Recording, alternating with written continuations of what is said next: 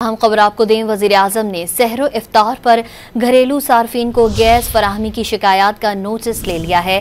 Gas फराहमी की शिकायत के अजाले के लिए गुज़िश्ता रोज़ 2 अहम मीटिंग्स हुई। इतवार की शाम इफ्तार के फौरी बाद सेक्रेटरी की सतह पर पहली मीटिंग हुई। रात गए सुई गैस कंपनीज के MD सीनियर इंतजामिया के साथ मीटिंग में फैसला किया गया कि SMS पर गैस प्रेशर में औसतन 10% इजाफा होगा। सुई सदरन कमी पूरा करने के लिए इजाफी बेस MMCFD गैस हासिल करेगा। हेड ऑफिस और रीजनल दफातर में गैस फराहमी की मॉनिटरिंग के लिए कंट्रोल रूम बनाए जाएंगे, जो रोजाना की बुनियाद पर नेटवर्क की सूरत हाल की निगरानी करेंगे। गैस के कम प्रेशर की शिकायत को हंगामी बुनियादों पर हल किया जाएगा। हर रोज रीजनल जिम्मेदारान इंतजामिया को रिपोर्ट पेश करेंगे। सुई सदरन कमी पूरा करने के लिए इजाफी बेस MMCFD गैस हासिल करेगा। हेड ऑफिस और रीजनल दफातर में गैस फराहमी की मॉनिटरिंग के लिए कंट्रोल रूम बनाए जाएंगे, जो रोजाना की बुनियाद पर नेटवर्क की सूरत हाल की निगरानी करेंगे।